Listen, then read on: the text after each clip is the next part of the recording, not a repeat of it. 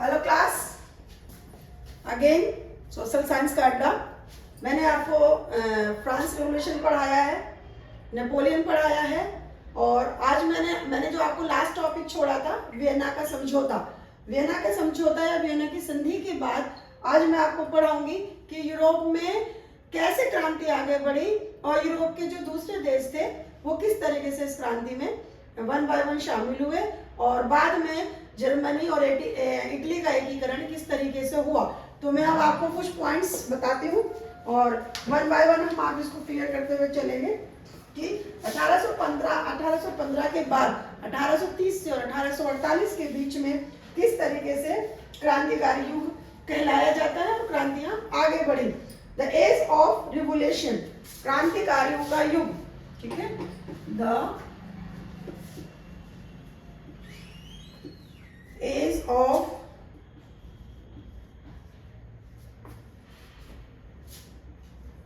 Revolutions, यानी कि Europe के दूसरे देशों में किस तरीके से ये क्रांति आगे बढ़ी। जैसे मैंने आपको बताया था कि नेपोलियन के बाद जब वियना का संधि हुई, वियना का समझौता हुआ, तो फ्रांस को, हालांकि फ्रांस को रिप्रेजेंटेटिव मतलब उसको प्रतिनिधित्व दिया गया वियना की संधि के अंतर्गत, उसको बिल्कुल अलग नहीं किया गया, लेकिन ये कोशिश की गई कि जो फ्रांस है वो अपना विस्तार ज्यादा से ज्यादा ना कर पाए और जो संधि की शर्तें थी उस हिसाब से बस वो अपना थोड़ा डेवलपमेंट कर पाए, मतलब दूसरे देशों पर वो हावी ना हो पाए। अब इसके बाद हम देखते हैं कि 1830 से लेकर 48 तक, 1830 टू 1848 तक, यहाँ तक अब यूरोप के दूसरे देशों में भी ये जो क्रांति थी ये फैलने लगी और किस तरीके से ये सारी चीजें सामने आई और राष्ट्रवादी जो राष्ट्र थे वो शुरू हुए। इसमें मैं सबसे पहले आपको बताती हूँ कि जो उदारवादी थे, जो लिबरल थे, लिबरल और नेशनलिस्ट, मैंने आपको बताया था कि जो लिबरल था इसकी जो मतलब ये जो शुरुआत हुई, उदारवादी जो चाहते थे वो क्या चाहते थे कि परिवर्तन हो, परिवर्तन जरूरी है लेकिन पुराने ही तरीके से राजतंत्र के आधार पर उदारवाद हो, और जो राजतंत्र को इन्होंने कायम किया, ठीक है, लेकिन किस चीज को अपनाया, राष्ट्रवाद, संप्रभुता और बंधुत्व। ये आपने पहले भी पढ़ा है, इससे मैंने आपको एक्सप्लेन किया था।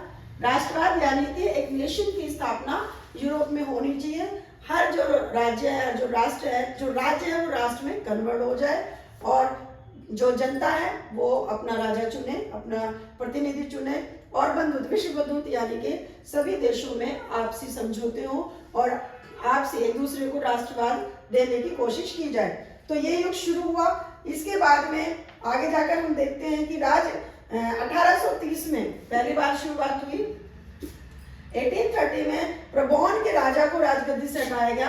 प्रबोन जो इस टाइम बहुत शक्तिशाली था, इसका जो रूलर था उसको हटाया गया और इसी समय में उसको हटाकर लुइस फिलिप्स को बिठाया गया। इससे हटाया और इसकी जगह आ गए लुइस फिलिप्स, क्योंकि ये एक प्रोसीजर था, ये जो मैं आपको इस तरह बता रही हूँ, एक प्रोसीजर था कि ये क्योंकि राजतंत्र है, ये राजतंत्र का प्रतिनिधि था, और लुइस फिलिप्स ये राष्ट्रवाद का प्रतिनिधित्व करता है।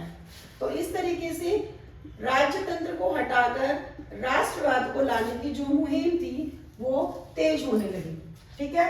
इनको हटाकर इन्हें गद्दी पर बिठाने की कवायद शुरू हुई और इनको गद्दी पर बिठाया गया। इन्होंने राज संभाला, लुइस फिलिप्स ने। 1821 में 1821 में यूनानियों के बीच में, जो यूनानी थे वो, जैसे मैंने बताया कि यूरोप में हर देश संघर्ष कर रहा था, तो 1831 से यूनानियों में भी संघर्ष जारी था कि वो भी अपने देश को राष्ट्रवाद की लहर में शामिल करें।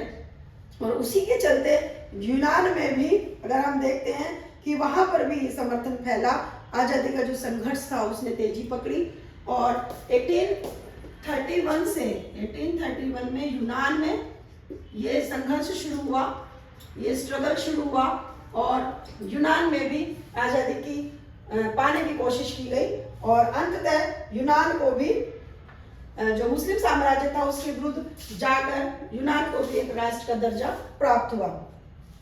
अब ये जो राष्ट्रवाद की बातें थी, जैसे मैंने आपको बताया कि छोटे छोटे गुट बनने लगे थे, है ना, चोरी चोरी, और वो अपने जो राष्ट्रवाद की भावनाएं थी उनको फैला रहे थे। इसके साथ ही क्या हुआ, पोएट जो कवि थे, कवि अपनी कविताओं के द्वारा, है ना, इन भावनाओं को, इन थॉट्स को फैलाने की कोशिश कर रहे थे। और जो लेखक थे वो अपनी राइटिंग के द्वारा उनको फैलाने की कोशिश कर रहे थे, जिससे कि पूरा यूरोप इस समय धीरे धीरे यहाँ पर राष्ट्रवाद की ओर बढ़ रहा था।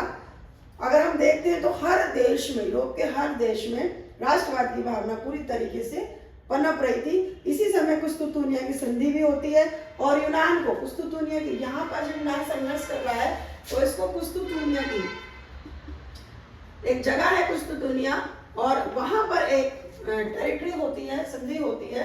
इस संधि के दौरान जो यूनान था उसको भी एक राष्ट्र का दर्जा मिला, है ना। यूनान भी एक राष्ट्रवाद प्राप्त कर पाया, ठीक है। तो इस तरीके से यूनान में भी राष्ट्रवाद को मान्यता मिली। और जैसा कि कहते हैं कि कवि थे, जो कलाकार थे, वो आर्ट के द्वारा, नाटकों के द्वारा, जो रूमानी थे, है ना, रूमानी जो बातें होती हैं वो स्वर्ग, नरक, जन्नत, इस तरह की बातें करके, समझाकर इन सब चीजों को फैला रहे थे, ठीक है। और यहाँ पर जो रूमानी है, जो पुरानी बातों को फैलाते हैं, वो क्या करते हैं, वो रूढ़िवादी थे, वो अभी भी पुरानी परंपराओं को मानते थे और राष्ट्रवादियों का विरोध करते थे। लेकिन फिर भी ये संघर्ष जारी रहे और लास्ट तक, मतलब यूरोप जो था, यूरोप के मोस्टली कंट्री जितनी भी थी, वो धीरे धीरे राष्ट्रवादी, अपने राज्य को राष्ट्रवाद में बदलने में सफल रही।